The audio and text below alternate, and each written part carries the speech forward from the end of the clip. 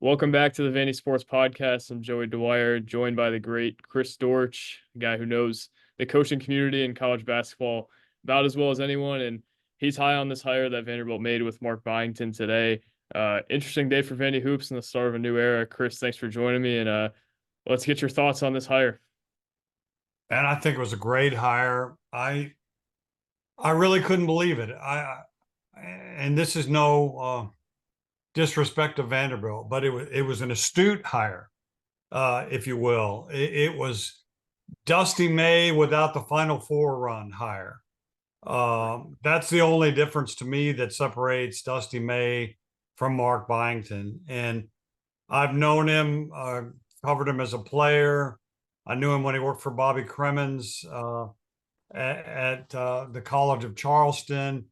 And Bobby is a guy that, of course, had some success at Appalachian State, Georgia Tech, College of Charleston. And I respect him a lot.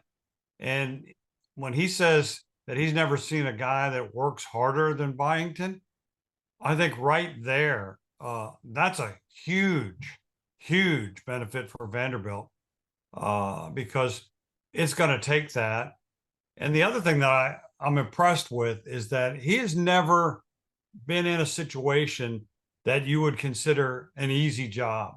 Mhm. Georgia Southern, I don't think by any measure is an easy job, but his last 3 years there, well, the first year he took it over, they were 15 and 19. By the time he left, they had had three straight 20-win seasons.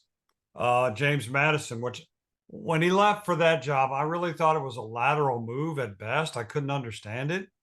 but he obviously knew what he was doing. They were 9 and 21 the year he took over. And then this year, they were the first team to win 30 in the country. They lost only until getting put out in the NCAA tournament. They lost only in the month of February this whole season. Mhm. They had two long winning streaks. He is just, I don't know. Like I said, he is Dusty May without a Final Four on his resume. Right.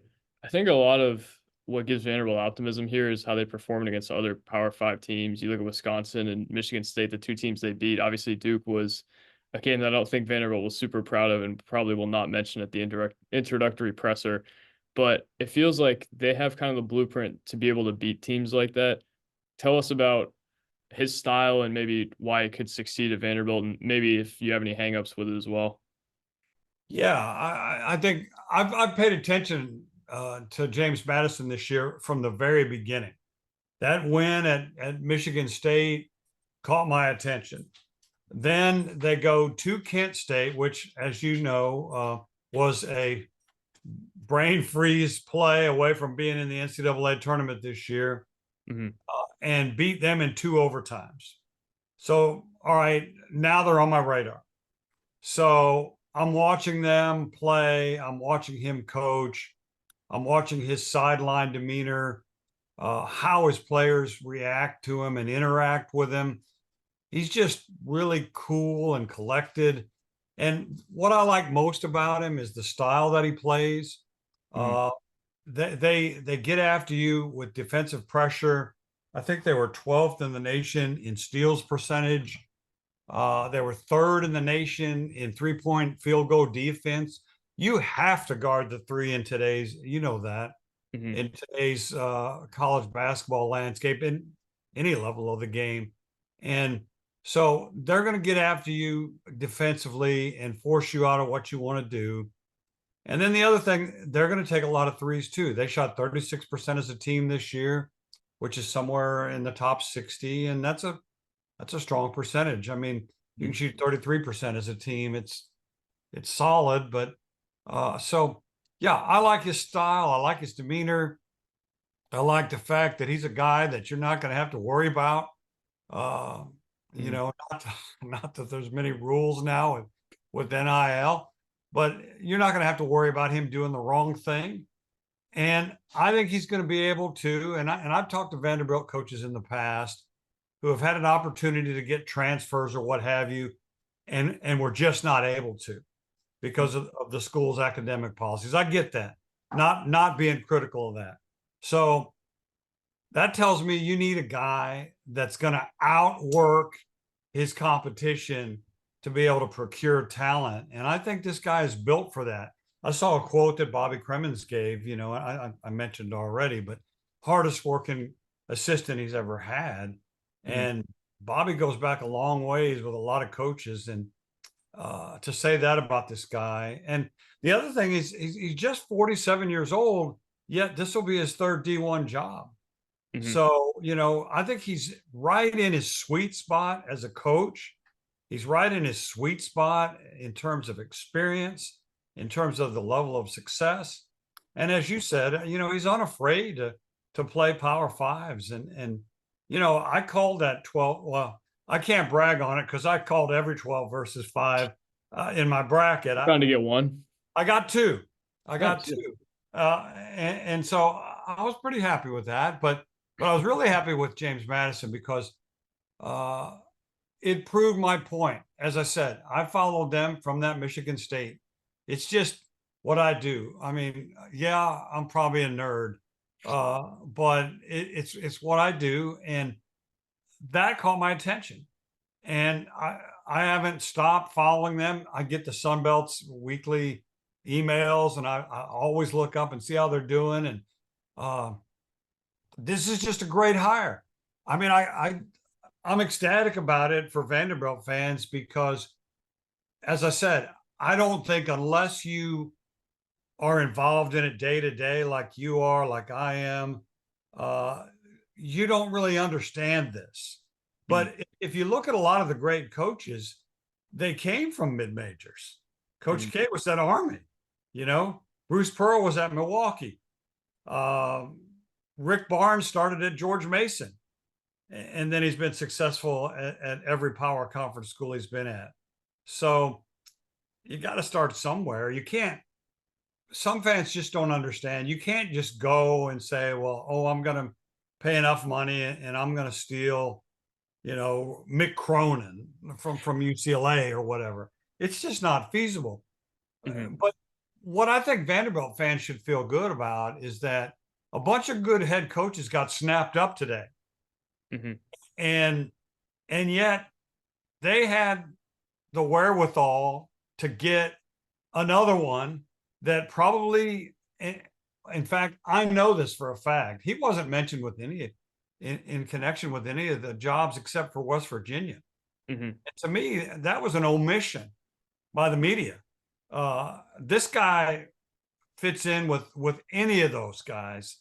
I just think for Vandy to find a diamond, uh, for want of a better word, in the rough, in terms of what the average fan might think, what the average media person might think. For Vandy to have procured a guy like that, it's job well done. They'll sleep well tonight, and for ever how long he stays there. And this could be a career job for him. Mhm. Chris, here's my thing with this that I think really stands out to me, and you've been around it a lot longer, so let me know if you agree. I think Byington plays the way you have to play if you're going to win at Vanderbilt nowadays. You have to be able to get up and down. You have to shoot a lot of threes, and you have to have guys buy into your culture. And it feels like from afar, he has that going for him. I couldn't agree with you more, man. As far as the culture, like I said, I watched when I could James Madison play, and I watched intentionally the way he interacted with his players, the way he interacted with officials. He's not a crazy man. He's not going to run out like Buzz Williams did uh, when they played Tennessee onto the court and barely missed getting mowed over by Tohei Waka. He's not going to, get tossed. I don't know if he swears or not, but he certainly doesn't have a demeanor of a hothead. Hmm. So that, Lenny Acuff, that bleeds over to your players. Hmm. Lenny is like, a dude. He knows how the game should be played, that it should be played the right way. And so Mark Byington is similar. As far as his style, again, you're dead on. You got to be able to shoot threes. You got to be able to defend the three. You've Mhm. got to be able to pressure. I think you've got to be able to pressure opponents from doing what they want. If you allow your opponents to do whatever it is they do, you're going to have a long night. But if you get in their jerseys, which his guys are going to do, they're going to get steals. They're going to get in passing lanes. I don't know this, but I'm sure they chart deflections. Uh, you're going to make it tough for your opponent. And then the other thing is, I just really think he's an astute judge of talent. If you look at some of the portal acquisitions he's made and some of the freshmen that he signed over the years, I just think he knows guys that fit with what he tries to do. And I mean, who wouldn't want to come in and play up tempo? Right. And at an SEC school in one of the greatest cities in the country, one of the greatest universities in the country. Say what you want about Old Memorial. I think it's the Fenway Park of college basketball. I think it's cool. I think it's a drawing card. Uh, and now they're going to get a practice facility. So, look, this guy's got all he needs. And I could be dead wrong. I don't think I am. But I think in 5 years, people will be saying, how the heck did Vandy pluck that guy out? How did everybody whiff on him? And the reason is there was just a bunch of good coaches out there. But somehow he got at the bottom of that list. If it were me, he'd have been near the top of my list.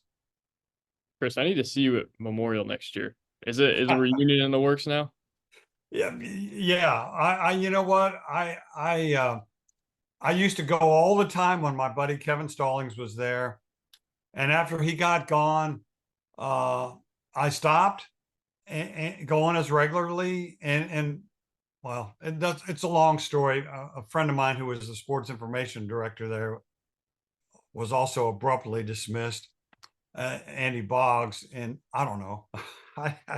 I took that kind of hard, but I do need to get back there, and I want to see Mark Byington's team play. I think uh, the seats are going to be filled in Memorial again. You're going to see Memorial Magic again on the regular, not just occasionally. And you're going to see a guy. I mean, not to criticize the other guy, but you're going to see a guy that that is not going to be on the golf course a half hour before practice starts. Sorry, that's just what I've heard. Uh, if it's wrong, I apologize. I don't think it is though. This guy's going to be committed, and I think you got to do that. I mean, people thought when Rick Barnes was going to Tennessee, he was taking that golden parachute and that he was done. He was coming there to retire. They don't know the man. His goal is, and this is in all caps, the last Monday night. That's his goal. He wants to be playing on the last Monday night, and he gives everything he has toward that goal. And I think just about every coach in the league does that. And if you don't, you're not going to be there very long. It's just a fact. Mhm. And Kermit Davis is a good coach, and I'm not saying he didn't work hard. Tom Crean is a good coach. I'm not saying he didn't work hard. But the fact is, it's a different SEC than the one I started covering years ago. You've just got to win the arms race. You've got to win the coaching race. You've got to win the NIL battles. And I think Vanderbilt struck a huge lick today and hired the right guy for the job. We were together when Vanderbilt fell by 35 in Knoxville, and I think we were asleep in the second half of that game. And then I the would have been if you weren't there. right, the infamous Jerry Stackhouse walk out of the presser after that as well. This program obviously is in disarray, or at least was before the last couple days. How do you fix this, Chris? There's That's a a lot to be fixed. it's a great question. And again, I don't know who pulled the trigger on this hire. I don't know who put forward Coach Byington, probably his agent. Uh, I'm hopeful it was a friend of the program that knows basketball and said, this is a guy who's been at tough jobs his whole career, and look at his record. like I said, Georgia Southern was a wasteland before he got there. He won 20 games plus his last 3 years. I thought he was making a lateral move to James Madison. I was wrong. He turned that into a quick fixer upper. He wins 32 his last time out, and he turns it into a power conference job. And I don't care what people say about Vanderbilt and whether or not it should be in the SEC. I think they deserve their spot in the SEC. They're competitive in most things, and there's no reason they shouldn't be competitive in men's basketball. And I think the way he fixes it, it's not rocket science. You just get good players to do your bidding. It's that simple. That's what coaching is. You get the players who are good enough to do your bidding. And the thing about it is, and Rick Barnes has proven this, you don't have to get all 5-star guys. You can get 3 and 4-star guys and coach them up. Mhm. And Mark Byington does that. You know, he's one of those guys that stays in the gym when his kids stay in the gym and makes his players better. And I think again, I just think that he's one of those players coaches. He's still young enough at 47. He remembers what it was like as a player. He remembers how tough it is to be a student athlete. He surely knows how tough it is to be a student athlete at Vanderbilt. And I think he's the guy for the job, man. He's going to get it done. And the first step to that, I don't know how many of the kids from Vandy are going to stay in the portal. Maybe it's better that they don't. Maybe it's better that he starts fresh. It's not impossible that you start fresh. Utah State did it. Their coach lasted 1 year, and now he's gone. So yeah, I think he can get it done. I think he can make some astute portal acquisitions. I think he can keep. I'd like to see what Lee Dort does when he's properly motivated. The times I've seen him be allowed to play, I think he's a monster. So maybe some of those guys come back, and maybe I'm right. Maybe Lee Dort is a monster, but he'll salvage what he can, and what he can't, he'll pluck the portal, and then he'll start making relationships. And he's going to do the same thing that coaches at every school with high academic standards do. They're going to make relationships with the academies and the private schools and the guys that are both academically able and athletically able to come to Vanderbilt and exceed and succeed. And I think he'll do a great job. When I heard about this hire, man, I just honestly could not believe it. Mhm. They came in and they plucked a jewel when I don't know, most fans might have thought, wow, there's nobody left now. Who would we want? Everybody was hoping for Dusty May or whatever. Um, so I just think they knocked it out of the park. Mhm. You mentioned the connections on the trail. I think something that has maybe been overlooked with Byington a little bit, and albeit it's only been 2 years, one of those years was as a Dobo. He's had Power Five assistant experience, and I Yep. think that's something that you look at and maybe get some optimism in because obviously he's been at mid majors and he's got high major caliber guys at those schools at times. You look at his team this year; he's got a few of them. Yep. How valuable is it to just know the ins and outs of a Power Five program, even if it's as the Dobo or as an assistant for 1 year at Virginia Tech? I think it's huge. I mean, he's been at Virginia and Virginia Tech, and I think it's important. And this is no knock on anyone, but if you look at coaches who have come straight from the NBA, it wasn't a good season for him this year. Juwan Howard uh, got gone. Coach Stackhouse got gone. I don't know. I don't think you can come straight from the NBA, never having coached in NCAA basketball. I just think you have to have the experience, and he's got it at every level, and he's succeeded everywhere he's been. And at tough jobs too. Like I said, tough jobs, and I think you'd have to say right now, especially with what Lamont Paris did at South Carolina, that Vandy's probably the toughest gig in the league, Hmm. and part of that's for good reasons. High academic standard. It's a respected institution, but he's not going to care about that. If he did, he wouldn't come anywhere near this job. But he's a smart guy. He's a calculating guy. As I said, I thought when he went from Georgia Southern to JMU, I could not understand that.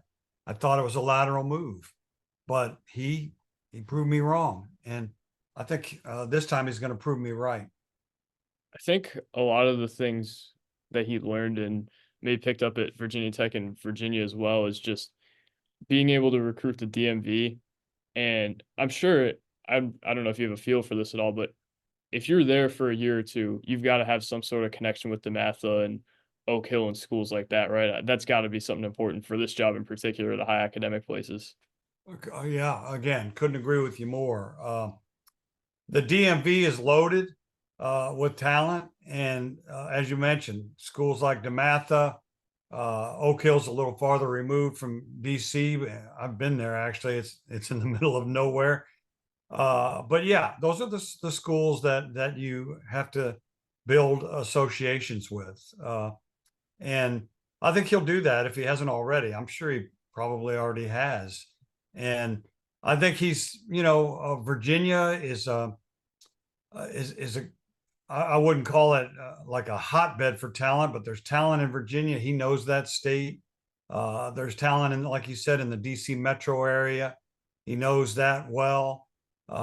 He comes locked and loaded. He comes with experience, and I don't think you can ever overstate how important that is. Mhm. And he brings it, and in every aspect, I just think that yeah, Vanderbilt did well today. You dated yourself a little bit before we got on here by talking about his playing career. Tell us what you thought of him as a player back in the day. I just thought he was a competitor, and I think that that's carried over into his coaching. He's a competitor. Mhm. So what kind of player are we looking at here?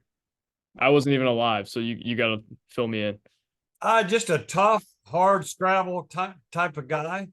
That would steal your lunch if he could, and cut you to get the basketball. I just think what he's done as a coach echoes what he did as a player. Can I pause for 1 second? Yeah, I got it. So we mentioned that Tennessee game and how much of a disaster this year was as a whole for Vanderbilt.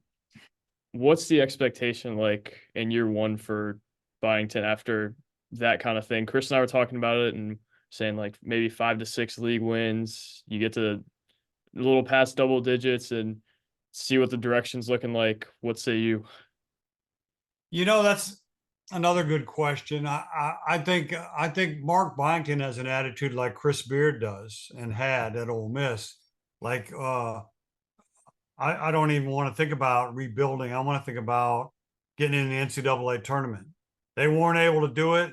They sort of, I don't know, near the midway point of the season. I just think the SEC got a little overwhelming, but I think they still won 19 or so, and had a good year. So I don't think Mark Byington is thinking rebuild.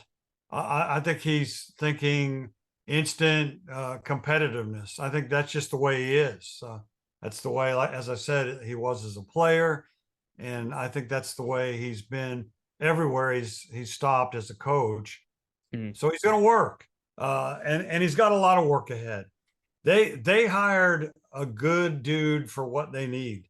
The Mhm. program is a big time fixer upper in a suddenly big time league. I say suddenly because it's been within the last decade. I think the SEC finally decided we need to really focus on hoops. We need a full time associate commissioner who does nothing but basketball. We need our own network.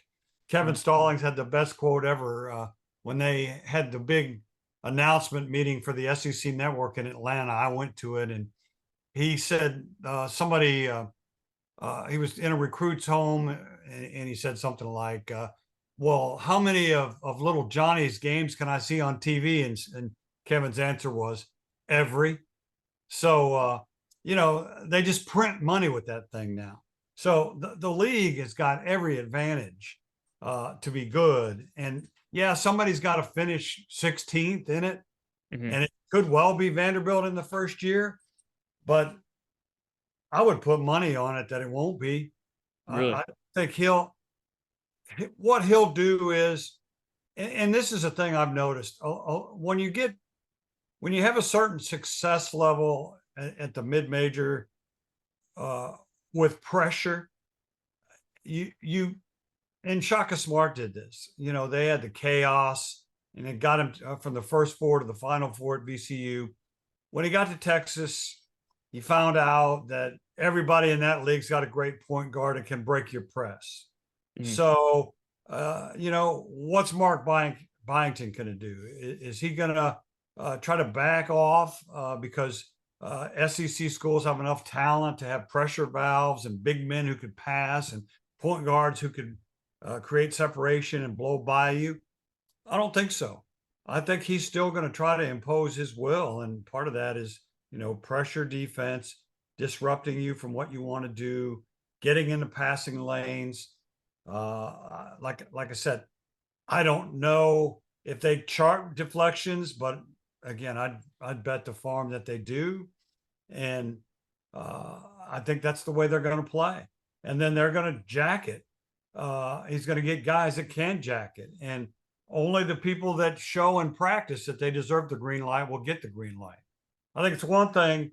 Sonny Smith, the old Auburn coach, is a dear friend and mentor, and he used to say about some of his teams. He said, "We're good at taking threes. We're just not good at making them." And you have to be good at making them.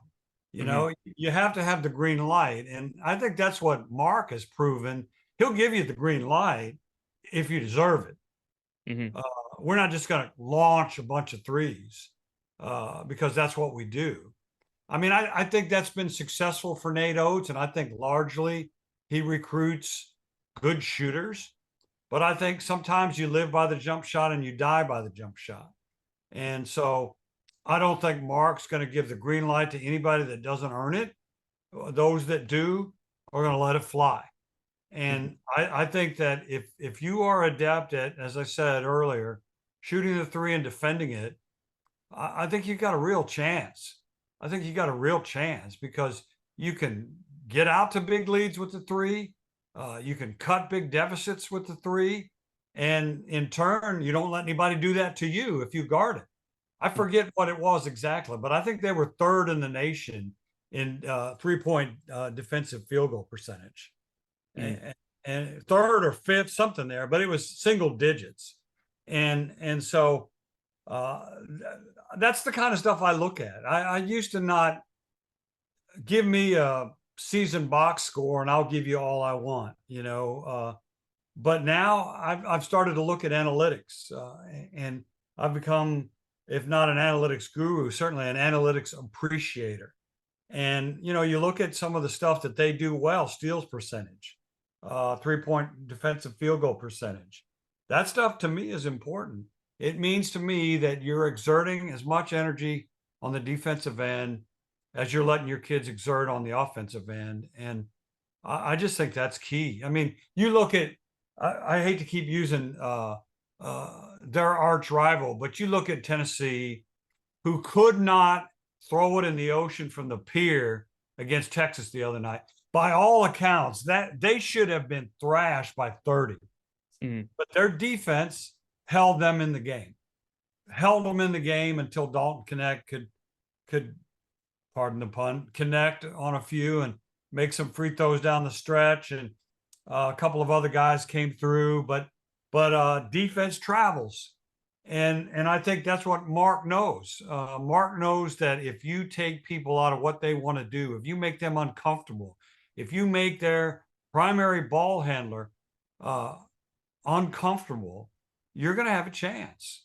Hmm. It's just, if on the other hand, and I don't know, that certainly that night you and I were together, they Vandy didn't do much. I mean, to disrupt much of what Tennessee was trying to do. It Right. looked like they were able to do whatever they wanted to do. And that's not going to be the case with Vanderbilt under Mark Byington. It just isn't. You mentioned that defense and kind of the pressure that it involves. Tell us more about Byington's defense and what you've seen from it over the years. Like I said, I think he's disruptive. That's the best word. Mm, And I've started to become interested in defense. It started when Kevin O'Neal was at at, at Tennessee, and they literally those games were painful. I remember going to a game at Auburn, and it was 36-34. Cliff Ellis was the Auburn coach then, and he and O'Neal were just laughing about it, like Dr. Naismith is rolling in his grave. We've just set this sport back 50 years, but yet there's sort of a beauty. He once said to me, "You can be selfish defensively." And I thought, what does he mean by that? And then I thought, oh, it's worrying about your man only and not about help side defense. So when Rick Barnes got here, I started watching their defense.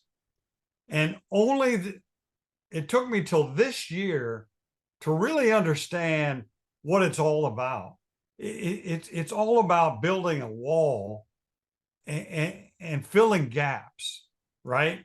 mm, And, and you wouldn't think it, but they get a ton of steals and they chart deflections. So this is what's going to happen with Vanderbilt now. They're going to be disruptive. mm, And I think if you're disruptive, you've got a chance in any game. Like I said, Tennessee should have been beaten by 30 the other night, right. but their defense would not let them lose. They were connected and together. The game we sat together at the SEC tournament where they got annihilated, embarrassed by Mississippi State, embarrassed, was good for them because I went in the locker room and I couldn't bring myself to talk to anybody. It was the most demoralized locker room I think I've ever seen Mm, because they got beaten so bad. And the reason is uh, defense. It totally let them down. And mm, that's what they rely on. So I feel like that if you look at the analytics, what Byington teams are known for, uh, I don't think he's going to back away from it in a power conference. I think he's going to make things just as hard as he can uh, to keep the opponent from doing what they feel comfortable doing. mm. And we mentioned that Vanderbilt game where we sat together. They did not make Tennessee feel uncomfortable in the slightest. No, Tennessee could have beat him 10 different ways in that game. Easily, if Rick didn't have so much respect for Stack, uh, he could have left his starters in a little longer. It could have been 50. Mm, Uh, and so I just feel like the game has gotten so offensive oriented that you have to figure out ways to counter it. And if you look again at the stats, what I said about their 3-point field goal defense, that's huge mm, because it's become, even I saw a graphic on ESPN the other day, the Nate Oates effect, they called it. Just last year, Missouri led the league in team field goal 3-point percentage at 35%. This year, that would be sixth. mm, Everybody is jacking it. And they realize spacing, shooting, used to be when you ran the fast break, you were trying to lay it up. Now you're trying to spray it to the wings. And, Mark's teams will defend that. And mm. that's a weapon. Mark's teams will get after you and try to get steals. That's a weapon. When your offense is struggling, you can get offense from defense. Get in passing lane, make a steal, take a dunk, crowd goes crazy, momentum is earned. Mm. Uh, I believe in what he believes in. And it's just been by covering coaches that have, earned their shekels by guarding people and coming to appreciate it. Now, it's not that I don't like a good 100 to 103 to 100 game, Mm. uh, but I've come to appreciate the effort that it takes to stay connected on defense, and I feel like that's what Vandy's going to be.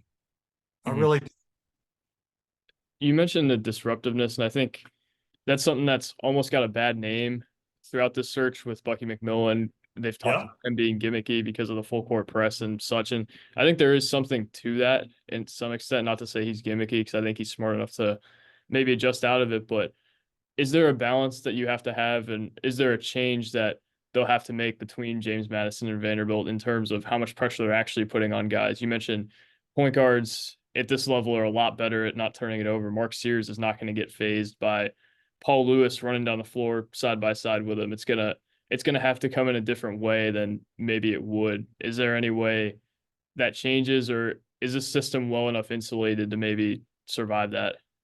I think you bring up a good point with Bucky. Uh, I wondered in terms of his ability to get a higher level coaching job if people thought you can't press full time at the power conference level. I Mhm. remember once I was talking to Jay Billis at a Tennessee game, and it was when Bruce Pearl was there, and they pressed, but only on inbounds and stuff. And then they would revert back to half court. But he said, give me a good point guard and I'll kill a pressing team every time. That Mhm. was his belief. And so, that got me to thinking. And then when Shaka Smart didn't bring his chaos to Texas, that got me to thinking. Mhm. And you're right. But I don't think what what Coach Byington does is gimmicky in any way. I Mhm. think if you look at, let's say, for example, Dalton Connect, everybody's seen his tape. Everybody knows he's a consensus All American. Everybody knows if you let him do what he wants, he's going to get 40.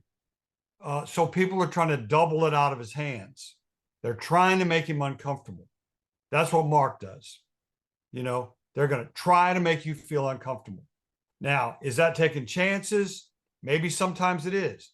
Their steal percentage is high, which tells me that they're getting into passing lanes, trying to get deflections, trying to get steals. He might have to tone some of that back, but maybe not.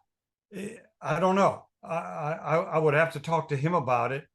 But I think that being aggressive, trying to be the aggressor, trying to dictate what you want to be done, uh, is I'd rather make my mistakes of aggression than make mistakes of passivity. Mhm. And I don't think his teams have ever been accused of making passive mistakes. Offensively, I think there's warrant to looking into this as well. I think they're a lot different now than they were this past year, where they're running 250 set plays and they have every possession planned out and they're taking up the clock. Obviously, they're going to be a lot more up tempo, but it also feels a little bit different than Bryce Drew, where they're going up there and it sometimes doesn't feel like they have a plan. Feels like there's kind of a balance there. And I think that's maybe what I like about their offense most. Am I on the right track with that?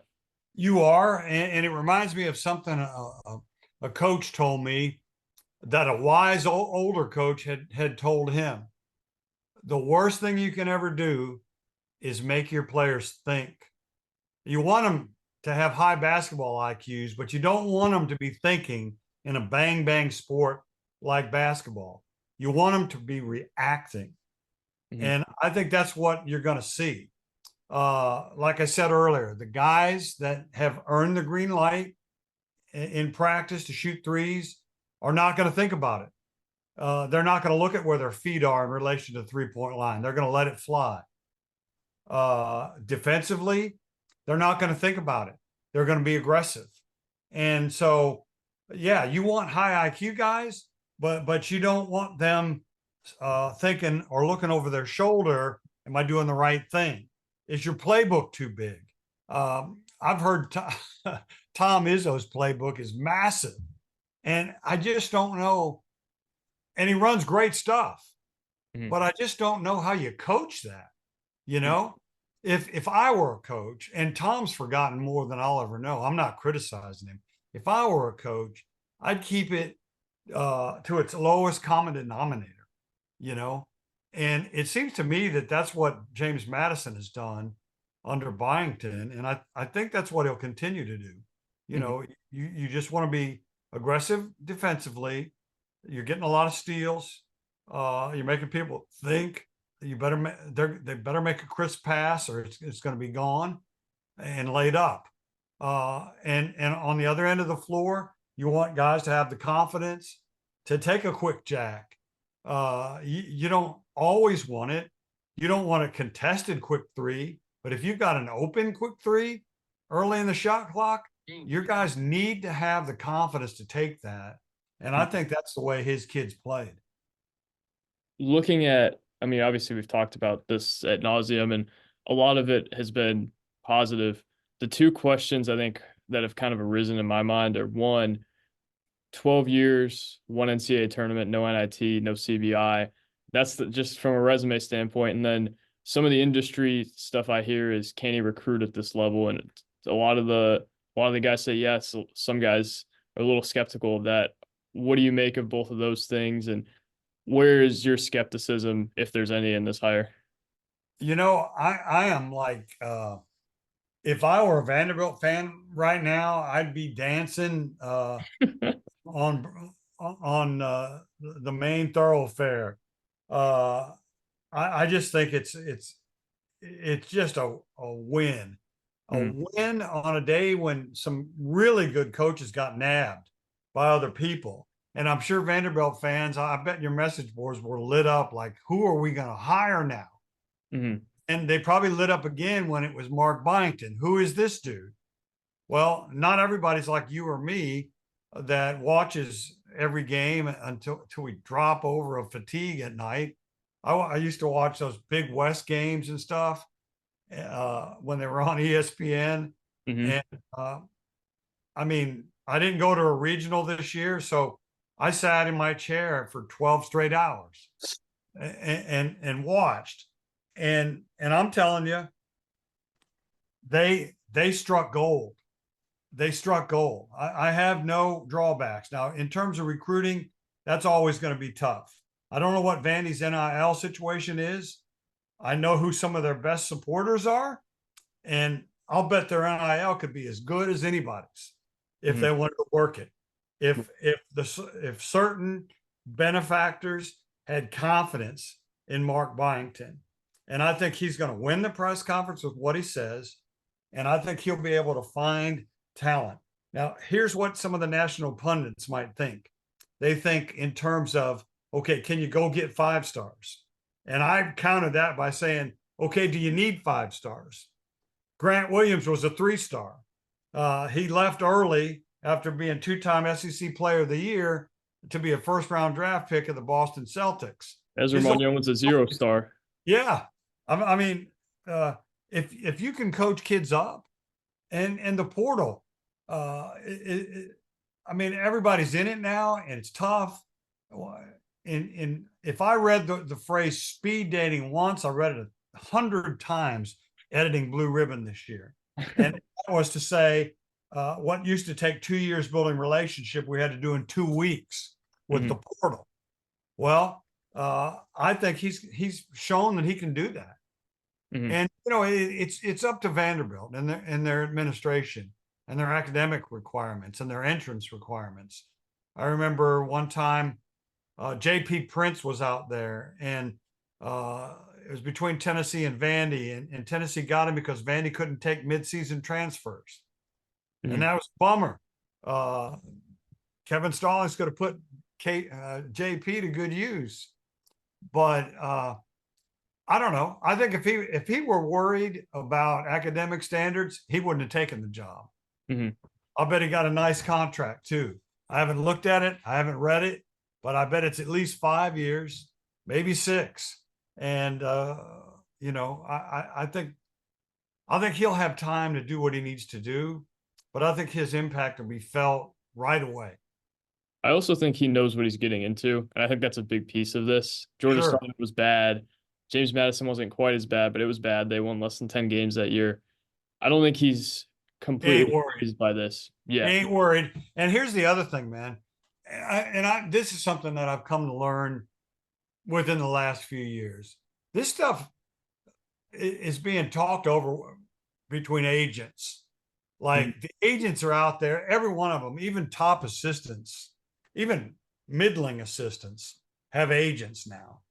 mm, And the real hardcore work is being done by those guys, mm, even while a coach's team is in the NCAA's. A couple of media outlets said Dusty May is in talks. And I don't know if that's true, but if he was, it was his agent.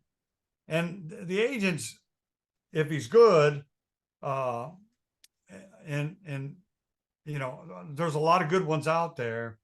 They are finding out, they are vetting the situation just as much as the school is vetting the coach. And they're looking for pitfalls.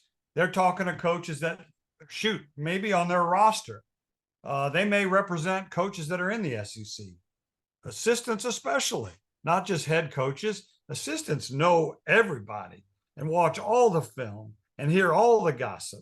Uh, these agents, if they're worth their salt, they're vetting the school. mm, And I guarantee you, if Mark Byington's got a guy, he was all up in Vandy's business, mm, and probably has been for days. And Vandy, however they settled on him, I don't think it was a desperate move by any stretch. However they settled on him, it was a good move. mm. Uh, I hope somebody that's close to the program put them onto him. I hope that somebody who cares about Vanderbilt put them onto him because it was smart. Uh, it was good. I just could not believe it. I could not believe it. It's a freaking home run. I've said it. I'm trying not to repeat myself, but I'm excited for Vanderbilt people today. I Mm. really am. I'm excited for Coach Byington. I don't know him as well as I'm gonna get to know him, but I know his mentor Bobby Cremens, and Bobby says you work hard. You're the hardest worker I've ever seen. That tells me something. Mhm, And Bobby's a New York guy. He's a no nonsense guy. He's a battler. mhm. I can tell you a funny story about that, but he probably wouldn't want me to, so I won't. But yeah, uh, this guy Mark Byington, he's going to give you your money's worth. That's what I think. I think another thing with him too is that he'll energize this program, and this fan base has been so maybe not lifeless because they've shown a lot of life in their pursuit of wanting to get rid of Jerry Stackhouse, but they haven't had anything to cheer for a long time. And They're bummed out. yeah, and if Mark And they Byington, should be. They should be. I mean, they'd long for the days of Kevin Stallings. And in his final years, I mean, you know, people were getting on him and stuff, but he got to postseason play a lot, you mhm, know, and I think did as fine a job as you could do. But I don't know. In today's world, I think you can do better now than even that because of the portal and the ability to stay old and stay competitive. And make no mistake, the reason Tennessee has a winning record over Kentucky and all the 5 stars they get in the Rick Barnes era is because Tennessee takes 3 and 4 star guys and coaches them up and keeps them for 3 years or 4. mhm, And it's a revolving door at Kentucky. And the people that are worried about Coach Cal are worried because he's doubling down on that. mhm, But I don't think you can do that anymore. I just don't. I mean, it's kind of why Jay Wright got out. He he redshirted guys.